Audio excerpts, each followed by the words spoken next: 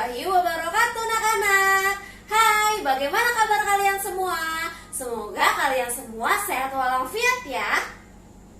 Kali ini Bunia akan memberi mata pelajaran IPS tema 3, yaitu materi tentang interaksi.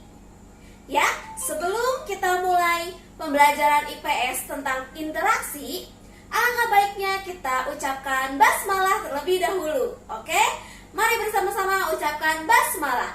Bismillahirrohmanirrohim. Semoga apa yang kita pelajari dapat bermanfaat. Nah, anak-anak, kita semua dalam lingkungan masyarakat memiliki perannya masing-masing, sehingga kita akan selalu berinteraksi dan bekerja sama untuk memenuhi kebutuhan. Manusia itu disebut makhluk sosial. Kenapa makhluk sosial? Karena makhluk yang membutuhkan orang lain. Ya, tentu saja kita membutuhkan satu sama lain untuk memenuhi kebutuhan hidup kita. Kali ini yang kita bahas adalah interaksi. Ya, akan kita bahas apa itu interaksi, macam-macam interaksi, dan pengaruh interaksi dalam bidang sosial, budaya, ekonomi masyarakat. Ya, yang pertama, apa itu interaksi? Interaksi adalah hubungan timbal balik atau saling mempengaruhi antara satu individu atau kelompok dengan individu atau kelompok lain. Nah, itu yang disebut interaksi. Di setiap saat, dimanapun kita berada, setiap orang tidak akan menghindar dari interaksi. Interaksi dilakukan dalam upaya untuk memenuhi kebutuhan manusia, baik itu kebutuhan primer, sekunder, maupun tersier. Kebutuhan primer adalah kebutuhan pokok yang dibutuhkan oleh manusia. Contohnya, sandang, pangan, dan papan. Kebutuhan sekunder adalah kebutuhan yang berkaitan dengan usaha menciptakan atau menambah kebahagiaan hidup. Contohnya, hiburan, kesehatan, dan pendidikan. Nah, kebutuhan tersier adalah kebutuhan yang berkaitan dengan usaha menciptakan atau meningkatkan harga diri atau gengsi, seperti perhiasan, barang-barang bermerek, pergi ke luar negeri. Nah, itu adalah kebutuhan tersier.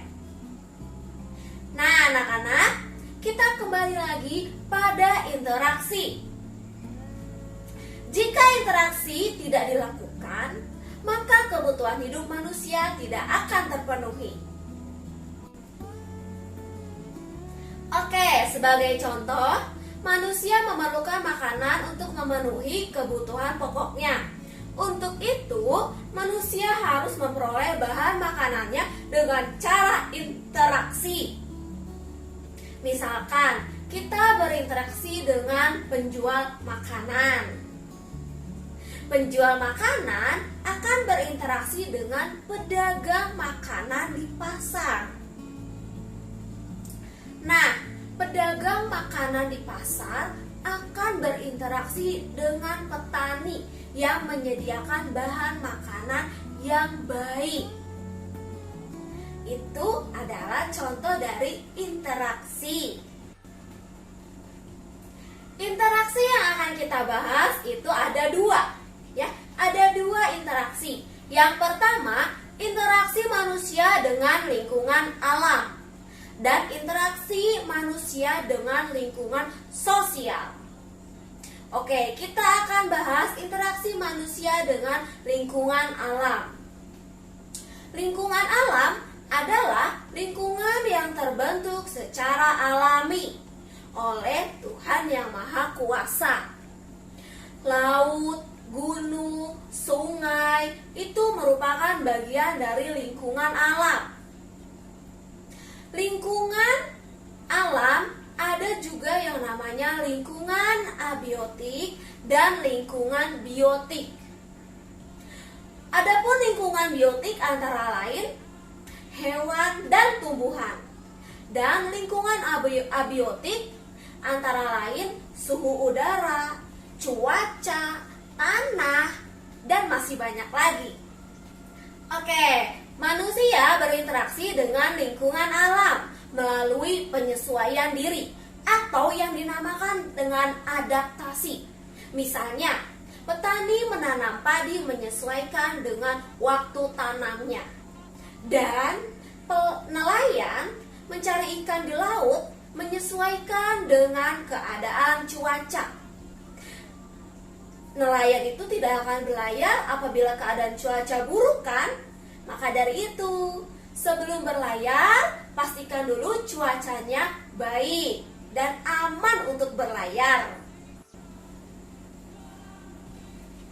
Nah, itu yang disebut dengan adaptasi atau menyesuaikan diri dengan lingkungannya.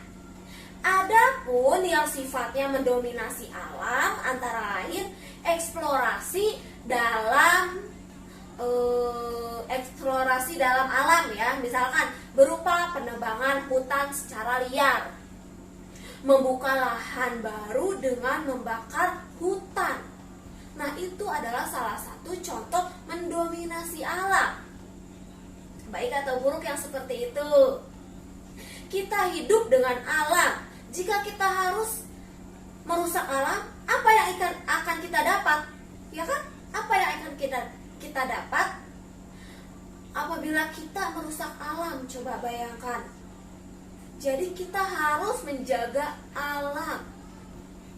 Nah, yang kedua anak-anak, interaksi manusia dengan lingkungan sosial.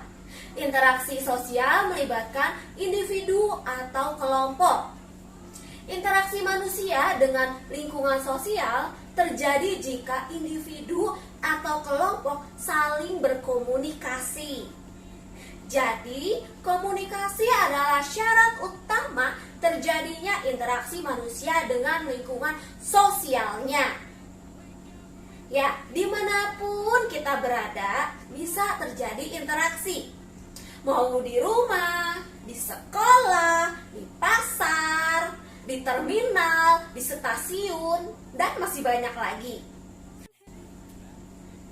Oke, interaksi dapat terjadi dalam beberapa faktor. Yang pertama, keinginan untuk meniru orang lain atau disebut imitasi. Yang kedua, keinginan untuk memengaruhi orang lain atau disebut sugesti.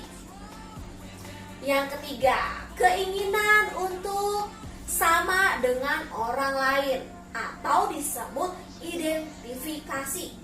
Dan yang terakhir,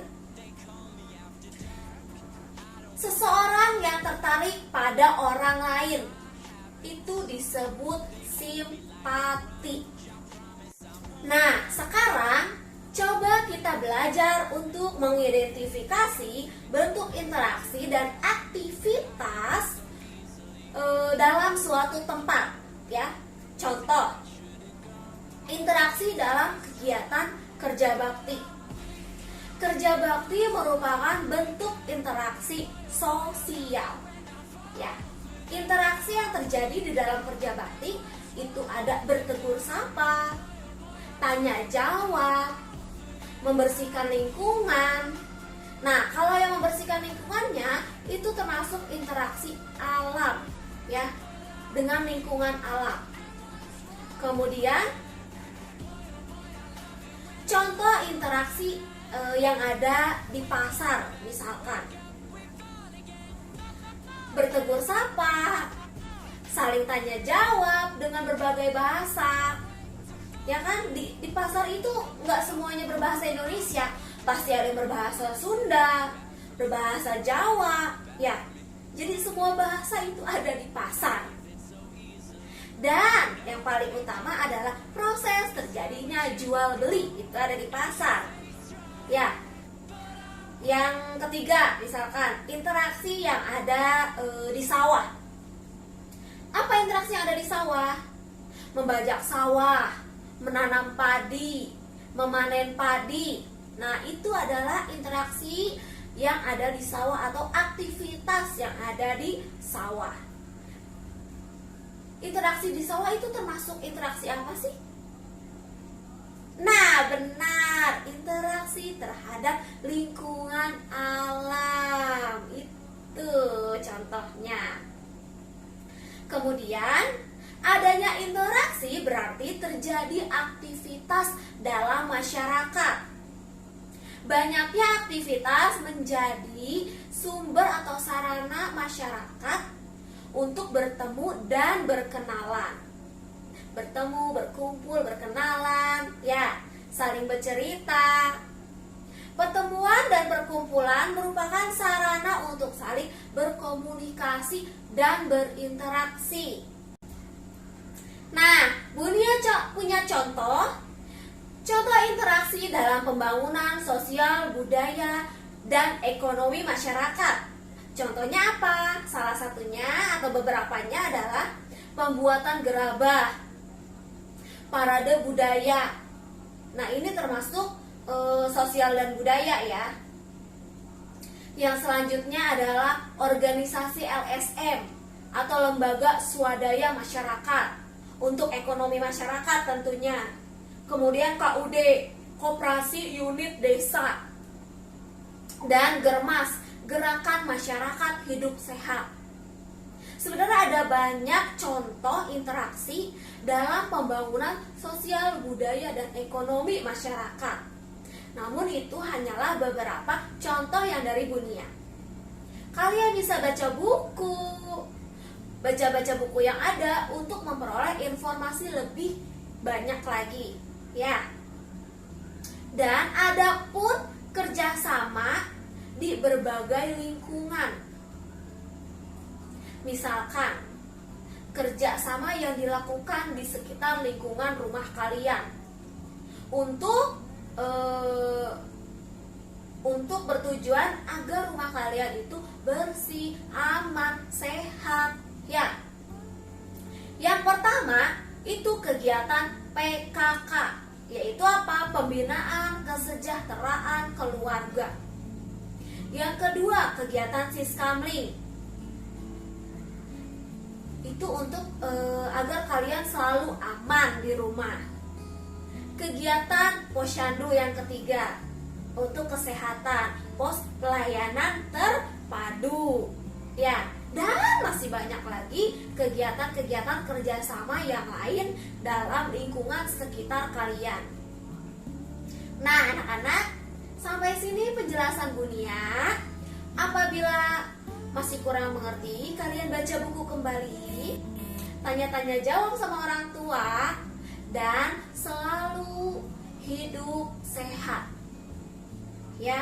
Selalu pakai masker ketika keluar rumah, sering-sering cuci tangan pakai sabun, ya. Dan kalian jangan bingung untuk berkomunikasi dengan Bunia. Pinjam HP Bunda atau minta Bunda untuk bertanya apa yang ingin kalian tanyakan kepada Bunia atau kepada wali kelas kalian. Oke? Belajar di rumahnya yang rajin ya, tetap semangat dalam proses pembelajaran daring kali ini. Oke, wassalamualaikum warahmatullahi wabarakatuh.